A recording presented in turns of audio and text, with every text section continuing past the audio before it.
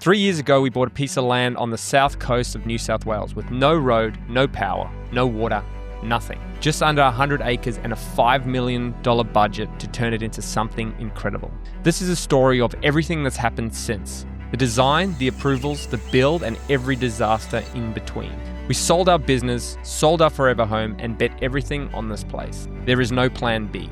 We hired one of Australia's best design firms and stripped the build back as far as we could. We broke ground in December 2024 after years of planning. But here's the thing, we're 3.5 million over budget already, and we still don't know if we're going to make it to the end. This is the story of Agape so far.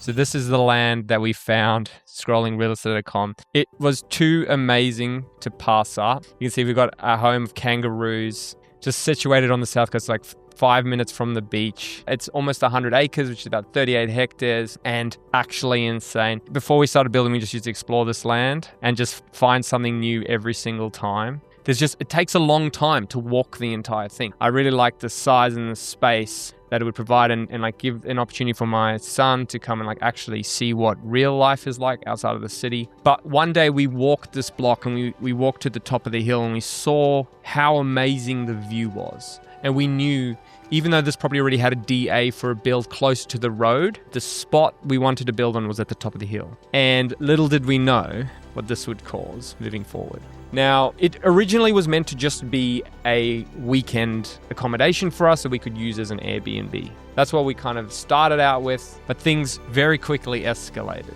Now, the problem with building in the best spot on the land was that there is actually no way to get there. We had tried many times. There used to be a little crossing across the creek. When you see it in real life, it's very uninspiring. It's a small creek, not much going on. But when it rains, it turns into a river. And this is the problem. So as soon as the rain hits, you take a ute up there, which is 4-wheel drive.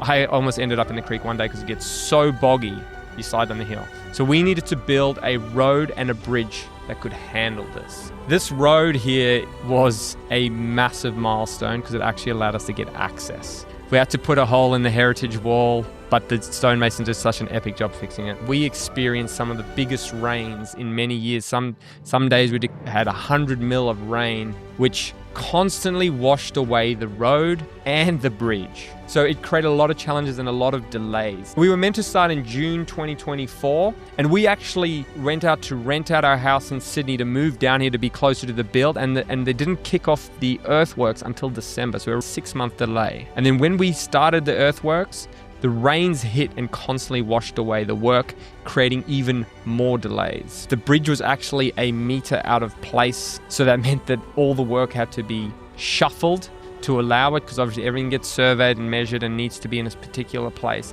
But there was a temporary access road that they had to build, and when the rains hit, it would actually flood the entire bridge. So all the work that they'd done would get washed away, so they'd have to restart. And this was happened overnight. It just kept hammering us. This was one of the biggest challenges we faced while building the road and the bridge. And we needed this to happen before anything else could happen. They'd worked on the landing pads or the building pads up the top of the hill, but the road came next. And in hindsight, this is actually something we should have pushed for first, is get access first and then work on the pads at the top of the hill, because without access, nothing else can move. This was an iconic moment for us when we actually got the machinery on the land. They were delayed 6 months, but they got there and started to shape it. It was actually so exciting to see it. We all know how important foundations are, and it's very important to get them right. Because if you get the foundations wrong, everything that you put on top will probably fall apart. So we want to make sure these are right. We opted for screw piers here on this site due to the soil being reactive. And what does that mean? It basically just means that it moves, it's fresh, it's just being cut and filled, which means they've cut away part of the land and then they've used it to fill and create a platform. That land has not been sitting there for decades. It's going to move and change over time, and you don't want that in your foundation because that will end up cracking the slabs. We were able to time the piers. They drill these in to create a solid foundation for the house. These stood for months while we waited for access for concrete trucks. They installed the screw piers to a specific torque. They're all different depths, but you can put the same weight on there. So it's even foundation across the whole floor rather than having different pieces sag. This is all new to us. We'd never seen this kind of thing before, but it's a very useful technique, very strong way of doing this. They generally tend to last 50 to 70 years. It was something that I was kind of worried about in the beginning. And thankfully, all they need to do this work is an excavator with an attachment to screw the piers into. So on top, we got to see Tyrone here, who's been a very crucial piece of this puzzle as we moved forward.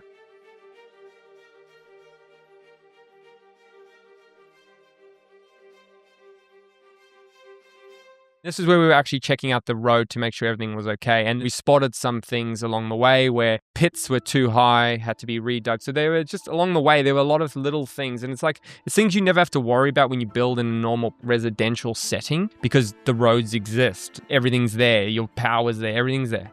For us, we had none of that. Here you can see the foundations being cut in, so they were creating a level. So we have this like dip area, which we've used as an actual office in the future. But this is where they're starting to actually lay the first pieces of concrete and the foundations. So this is the pool area where we're going to put a pool on top of. So the foundation had to be obviously very strong because there's water weighs a lot. The boys from the concrete team, they were on our site for a long time. We had a lot of concrete to pour. They don't call it grey gold for no reason. It's very, very expensive, but there is a lot of it on this site.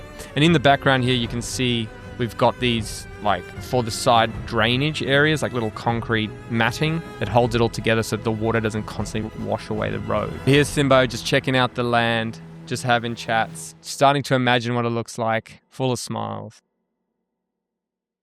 You can see why we bought this piece of land. It is one of one. There is nothing else like it, which is awesome. And that's like any piece of land, really, rural piece of land. You know, there's so many pieces here that we just absolutely love. The trees, the creek, the views to the hinterland, the ocean to one side, 5 minutes from town. We couldn't let this thing go. Now, the first part of the puzzle for us was actually creating some space where we could house all the construction work. So like we built sheds here. And the nice thing about sheds in Australia is you can use CDC, so they don't have to go through DA, so we could go through a different process so we could get them approved faster. One of the sheds is a office for me because we could only build a small house and we needed a place for me to do work. And then the other shed is a storage shed. It's 200 square meters. Very useful along the build. It's something that, you know, we look back at and I sometimes go like, damn, should we have spent the money on it?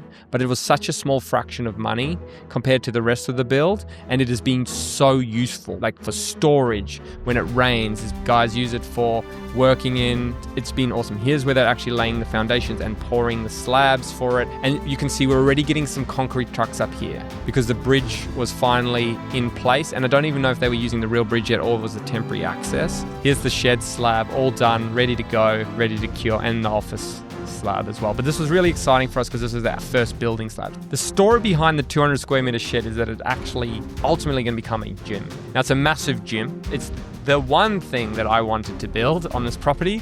The rest of it, I'm pretty, excited for it, obviously, but I'm not too opinionated about what it was in the beginning. And now, due to the budget exploding, it looks like it's going to be one of the dreams. I'm going to just have to wait for even longer. But hopefully, a couple of years after we launch Agape, we can get then build the dream home gym.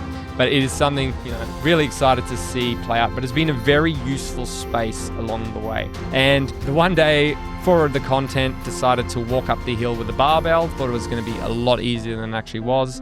Turned out it's not that fun. And maybe a ritual that we will do, or I will probably do, every year just to remind myself of where this came from. So what you can see here is the bridge actually being finished. So you can see that they've got the head walls in and we've still got this temporary road across the back there, which actually acted like a little bit of a dam wall and constantly washed this thing away. But we needed this bridge to be finished. And after months of work getting here to this point, and keep in mind that this was delaying a lot of things because you see that temporary road that we had in the back there, you could only access that when it was dry. If it had rained, trucks could not get up there. Concrete trucks couldn't get up here. So this bridge, we were waiting for this because this was going to be the big unlock. And there was a lot of thought and attention going into the shape of this thing, which is really funny because when you look at it now, months later, it looks all disgusting and just like a construction site. And so many people got so angry at us for destroying the environment.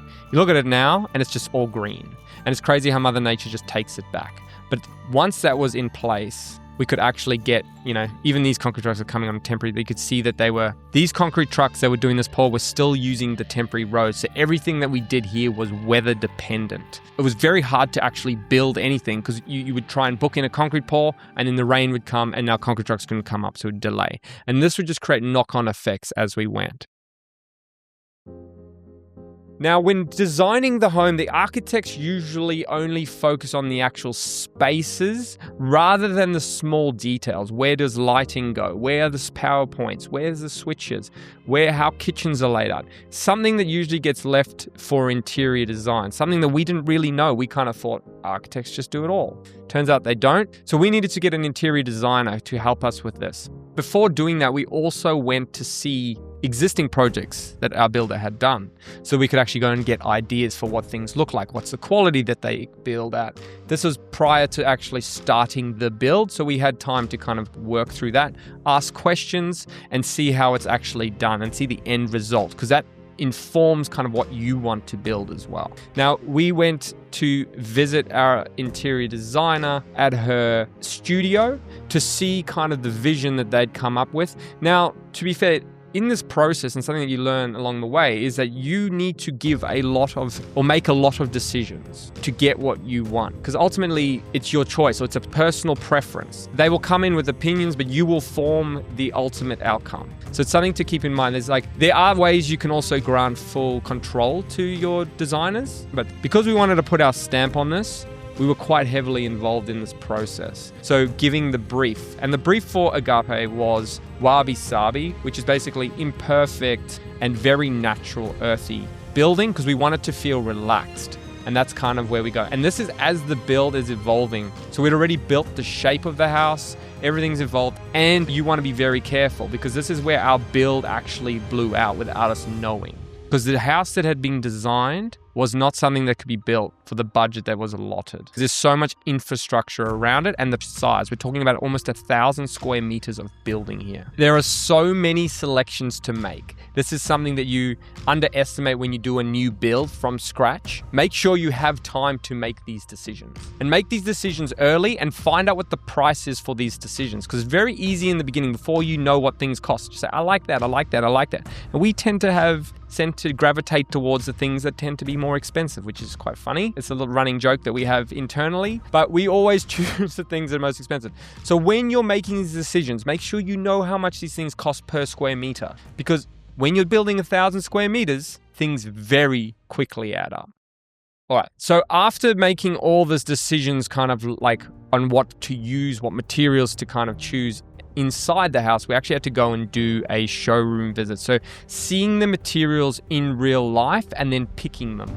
So this is an intense process because there are so many options. And the more options you introduce, the harder anything gets. So we had to go check out stone, porcelain, tiles, all of those different finishes, and then trying to figure out what to use. I'll say many times, it's like, you can look at all these things and they're all cool and great, but what do they cost? The problem was, like, you'd choose something that would look really nice, and then you'd come back later and get a quote for how much the price was. And now you'd made a decision, but the budget just did not allow it. It was too expensive. So, we spent a lot of time going through these, and something that I recommend is choosing other options. So don't just choose one thing. This tile here is actually what we ran with in the end. It was much cheaper than what we thought it was going to be. It just looks really good, and it wasn't super crazy. It's a porcelain tile, so it's easy to clean. And then we used other materials and tiles in other spaces where we wanted to make a statement, but for the majority of the work, we kind of opted for a tile that wasn't on the super crazy spectrum. And because we chose one tile for a lot of places, it meant we could get bulk discounts because you're buying a lot of the material. Again, 1,000 square meter home, bathrooms for every room, multiple buildings, you get the point. One of the key features in the homes, especially in the main dwelling, is you walk in the front door and you're hit with a massive fireplace. This is a statement piece, and we've invested quite a lot of money into it because it does create this wow factor. Now, choosing the fireplace for it was a whole nother story because there are so many of them. And thankfully, the team at Highland Fires was so cool. This is Fiona, and she was so helpful. I probably sent her over 100 emails purchasing these fires because there were so many questions, negotiating things between suppliers and lead times and all the things, figuring out the different specs. We had to change specs. There's a whole bunch of stuff where, we had a fireplace designed for a specific place, but then once we got to actually building it, now the wall behind it needed to be non-combustible. Does that mean we had to change the fireplace? We didn't want to do that because we got our heart set on a specific one. Then we had to do a last-minute decision to build a brick wall, and there was a whole bunch of stuff. So Fiona and the team have been so awesome to deal with. It's one of those things, like, we are so excited to see these in place because they, by themselves, are just such an amazing feature. Beautiful fires. Now, the one thing that we could also choose between was gas fireplaces and timber or electric. Now, when we were first visiting here, we were still going to be off-grid because we had no facilities. And talking to Fiona and figuring out, like, we went with timber because it's like one of the most efficient ways to heat versus gas, which just chomp. And then electricity is also very expensive. One of the things we wanted in the house was a pool. Now, there are lots of ways to approach that. You can either build a fully custom pool or you can get a precast pool. Each have their pros and cons. But the cool thing about the precast, and we got the opportunity to work with Plungy and actually go and see behind the scenes, which was such an epic day. We flew to Brisbane. We went and saw how they're manufactured and just how much quality control goes into these things, like R&D. And you know that this pool is built to last. It's not going to have cracks and do something like a custom. You can just drop it in. So we tested out at Plungy how many people could actually fit in the pool because we were like, that's a bit small. But I think we got over 20-something people in there. And the day that it arrived, we got massive cranes. You can see they went across the bridge for the first time, which means, we're building the house to cater for 12. So we're like, comfortable. Now you can actually see here, this was one of the first days we actually got something heavy going across the bridge to test it out. And this was such an exciting day where the cranes came and they delivered our pools. And the cool thing about this being precast is it can be delivered whenever you want. So at whatever stage, and it just gets dropped in, job done. Everything's got a little concrete cover on there. Highly recommend because it gets so wrecked on the top. And they just drop the pool in. It's ready to be plumbed in and away you go. Very exciting and such a cool company to actually work with because it's so important to buy from people that are going to be around and actually support you. And we felt really comfortable when working with Plungy with this. All right, now this was a massive moment again. And we say this all the time, but this was actually the first slabs for the primary dwelling. So it was like the office slabs and the wellness center going in. Because this building was so big, it actually got poured multiple times. We had different wings being done. We had suspended slabs being done. It's a lot of work. And at the same time, we had trenches being dug. We had plumbers trying to do last minute pipes through there. All the team were just absolutely smashing it out. Sterling himself in there. But a very, very exciting day. We had so many trucks come up this road, really battle tested that bridge. But so cool. So what we were building here is you can see these white things. It's the waffle pods. It's kind of an invention to allow the less concrete to be used. It's still just as strong. I believe it's an Australian invention. But it's a very cool way of using less concrete, same strength, and you can move really fast, right? And you can also see the massive, massive water tank going in 240 to 280,000 litres there because we are off grid. We need to make sure we never run out of water. Such a sick day. The boys just working hard. Stimbo standing on the finished slabs, kicking the rocks off, just having a great time. All right, now this section, this is the gym shed going up. Now, one of the biggest things that I've said a few times is make sure you get an installer as soon as you're placing the order for the shed or even before, because installers are very hard to get, and they're also going to tell you what shed companies to use because they put these things up all the time. Now, this shed flew up, and that we were told it was over-engineered, which is great, which means it's super strong, it's not going to go anywhere. This was so exciting. This was the first structure that we put up, and to see it all go up so fast was so exciting. It was such an exciting time for me, especially knowing that this could be the gym one day. Bodhi running up the thing, trying to get in the door. Love it. Yeah, just such a fun time. Now, this little shed here is the office shed, and we have made this thing really pop. Now, I wouldn't recommend this in the future if you're going to build some sort of like gyprock in a space. Probably don't get a shed. It's been one of those things that's ended up costing a lot more money than it should have. Could have done this at a timber frame and it would have been much cheaper. We managed to salvage it in the end, but it is an office shed for me. And we thought it would be cheaper to install, which it wasn't. And you can see these two sheds just standing there in grey next to the houses, and the houses starting to take shape there. So you can already see that we're actually building quite a compound here. It's not just a house. There are 2 houses, and there are sheds, and there's a wellness center. So all up, we have 6 distinct buildings. We also have a massive carport next to the primary dwelling as well. Now, there's a lot of work in here. You can see it's not your standard house build in the suburbs. And this is why it's been so complex to actually get here. It's so cool to see this and knowing what I know now and how good it looks. This is the house that we are going to live in. Right, it's 120 square meters, and it's the one we've actually spent a lot of attention on because it's going to be our home. Sim checking out the view and the boys pouring this. So this was so exciting. On the waffle pods again, and just the guys going nuts, trying to get the pool in. Tyrone stressing. The steel, they're measuring out the steel, measuring out the frames and getting ready to go. So here's the slab all done, cured, amazing. What a day. So you can see the 2 different pieces of slab here. We've got the house and then the big outdoor entertainment. You can see how it steps down. That's to allow the water to stay out. It steps down there. And the house, you can see it's quite a small house. And then that little section on the right there that dips again, that's the garage. So the actual floor space of the home is very small. But we have done a few tricks to make it feel a lot bigger. You can actually see our sewage tank sitting there that has also been built. And just seeing these shots now before the green came back is really crazy. When we talk about foundations being important and then just seeing how quickly framing goes up is crazy. Within days, we had frames punching out of the ground, and you wait so long to get here, and then within a week, you've got this whole building. You can start seeing what's going on. These are all custom built frames and using an LVL timber to far stronger material here than the standard framing because of the high wind loads in our area, and just making sure this thing was strong and wasn't ever going to go anywhere. But you hear the boys talking about the frames and the steel frames starting to rock up. So this is the portal frames just to create more rigidity or keep it sturdy so it doesn't buckle in the wind. You can see it there standing up. Amazing piece of work. And we've got steel going through the building just to keep it nice and strong. This was also super fun to see all this happening and going up so quickly. You can see the house just taking shape. There it is, the secondary dwelling. Starting to really show with the rafters going in. And the cool thing about building is once you see those yellow rafters going up, you're getting close, because we saw this with the secondary, we saw with the primary nose. You start seeing these things.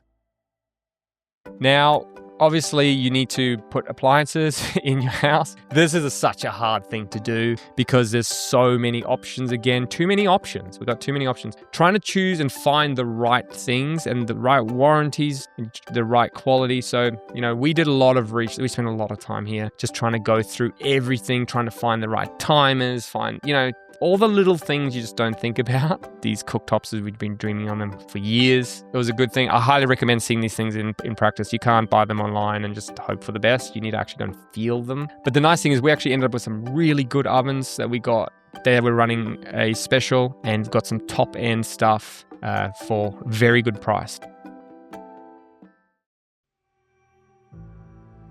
The crazy thing about the primary dwelling was that the framing went up faster than the secondary dwelling. And why was that? It's because we actually got these frames pre-built, so they got delivered to site and they just get pumped up. So within 2 days, we saw all of this work done. It blew our minds how fast it went. It's just crazy how quickly they could just move. We were scared to miss this actually filming it because it was going up so fast. Highly recommend. If you can do pre-built frame and truss, go for it. It's really, really quick and the quality is still there. And just look at it. It just blows my mind to this day, just how fast that all went up. It was days versus the secondary, which was much slower, obviously because it's custom. But man, so exciting. So the primary dwelling is about 1,000 square meters. And you can see it here when you're flying a drone sideways, and it takes ages to get through. And obviously the main pavilion and the garage one that you can see there is massive. And then you've got underneath, as well as this whole right-hand side here, which is the west wing, hadn't even been built yet. So when we first saw these plans, it was on an A4 piece of paper and it looks small. You go, oh, okay, cool. And then you see this thing come to life and you go, what have we done? It's enormous. And you very quickly understand why it costs this much money, but it's definitely a lot bigger than what we wanted to build. But the cool thing is, it has opened up a lot of avenues for things we can do with the premises itself. And you can see here, we're getting ready for the suspended slab here on the right-hand side. This was the biggest decision we had to make, and we were umming and ahhing about this for so long. It was deciding on what cladding to use on the dwellings. Now, our original renders had this like grayish look on it, and I loved it. I absolutely loved the render, and it was like what made me fall in love with the actual design. Now, based on 3D rendering software, it was supposed to be charred cladding, but it just didn't look like it. So it looked like greyed timber. So we were talking about teak. We were talking about this cladding that we actually opted for. Or there was so many other options when we were starting to talk about budget. Was it going to be a cement sheeting, which is obviously way more cost effective? This material had an unknown of the install price because no one wanted to give us a square meter rate. So it was a big gamble, but it was something that we knew that we wanted to spend money on because we'd seen it in photos on Pinterest of all places and thought we need to spend here to make something very unique and special. When it started going on, it was such an exciting day. So Shaoshugi Barn, it's burnt in as part of the manufacturing process. It creates a layer, so it means that it stays very stable. It doesn't gray out like normal timber, and you only have to oil it every couple of years, and it's much easier to oil than painting. Look at it. It's very unique, and it's something that we were very scared about doing because it is a pure black house. This is one of the decisions that we look at now and go like, we are so happy we did this. And there's a lot of process that goes into it that's very expensive to do and the detail that's required. But when you see it in person, like the video doesn't even do it justice. You see it in person, it just pops and it sits so nicely against green and the black and kind of hides away. And it just creates that feeling of luxury when you see it. So it's one of those decisions that took us so long to make, but we're so happy that we made it. All right, now, one of the things you want to get ahead of when doing a build is your joinery, because it's usually something that can take a long time because they have big build-ups of projects. And we went to visit them again, we like to talk with the people who building our things because we actually want to, it's not just about the product, but also the experience when working with them. And man, Jeff from PKJ has been such a legend. He's helped us along the way, fully understanding because we've been backflipping about things and like trying to decide and been so accommodating, just like showing us the factory, how it all works. We love seeing all these things behind the scenes. You can actually see how, the thing's ultimately made. And we're so excited to see. They do so many cool things. And working with Set in Steel, this is another company. So part of the joinery, all the concrete work. So we opt instead of like Caesar stone or manufactured stone, we are using concrete and they do such amazing work. So we just instantly, we walked in there and we're just like, oh my gosh, like they can do so many different styles, textures, colors, too many decisions. But seeing it all made in Australia, just down the road, just makes us like want to use them. And yeah, just checking out their products. So it's been such a cool experience, very accommodating, helping us actually decide what to choose because there's so many options and we have so much of this in our houses. Yeah, it's been super cool and it's such a cool team. Like I think it's so important, like so many trades just are not that great to deal with, whereas these guys have been so amazing. Now, this is the video where you're kind of like, I told you so. Because people were rinsing us, saying, we've destroyed the landscape. What's the problem with everyone, the whole world? It's because you come in and you wreck everything. Look at this bridge. It has greened up. It looks almost like it's been there forever. And this is still, a while, only 6 months in. And you can already see nature just coming in and saying, no, thanks, we'll take this all back. And it just looks awesome. Like from the sky, like everything's just back to, look at it. This is only with a couple of months worth of growth and it's already, to this day, it looks amazing.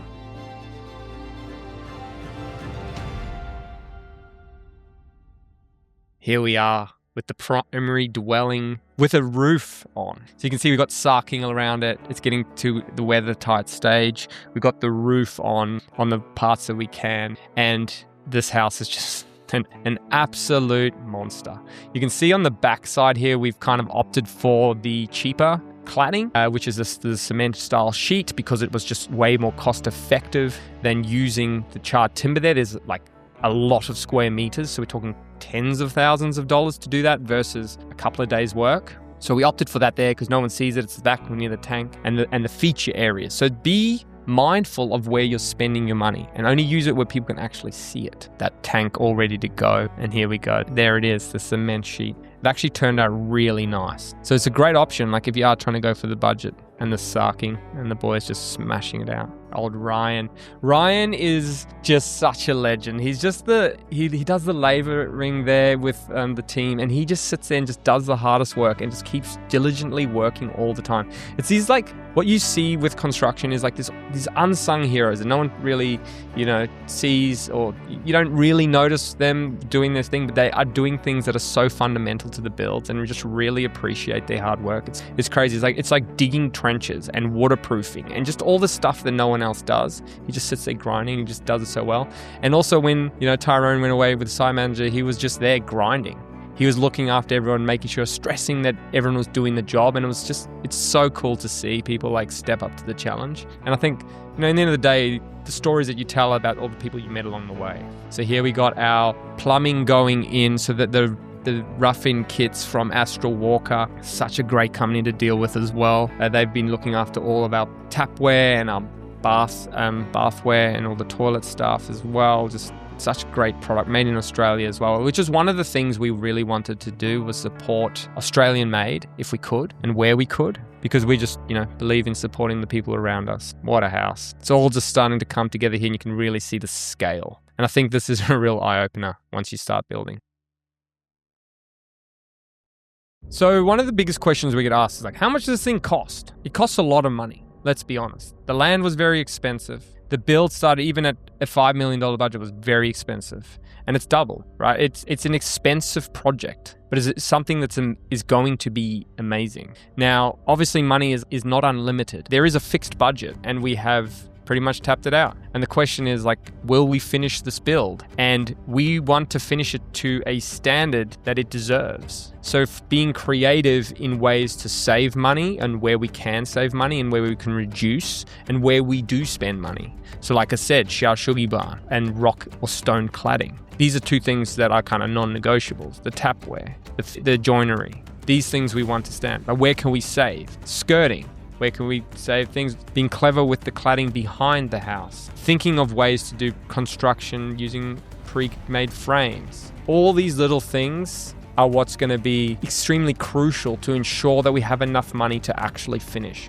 Because as soon as we finish, we can open the doors. And then the business or the building will start paying for itself. But we need to make sure we can actually get there. And that is the hardest thing for us at this stage, is just trying to work out where we can save, what can we do, what levers can we pull to actually make sure we can deliver the finished product. Because if we don't, we're going to have big problems on our hands. This is another crucial moment for the build, was the actual steel portal frames for the primary dwelling. So like the secondary, we needed massive portal frames for the wind load on this pavilion because it's a massive open space, right? This is the feature place. This is the main living area. It's the kitchen, it's the living, it's got the fireplace. It just looks out to the water. And this steel we waited for a very, very long time. And you can see it going in here and just how big, it just frames up the whole place. Just when this went in, you could instantly feel, okay, well, this is not just a box. This house actually has character. Because before that, it was just a box. It felt like just a toaster. And then once these frames came in, it gave these extra dimensions and shape, which really just changed the whole look and feel of the building and really made it feel special. The secondary dwelling is moving along very quickly. We're trying to push on this, obviously, because we want to get in there so we can start living in there and not renting. But you can see we got insulation going in. Shao Shugi on the office, insulation in the office, Shao Shugi just looking immaculate, and the frame being painted and just starting to come together really quickly. This is where it actually feels real. And this is the story of Agape so far. We can't wait to show you what comes next.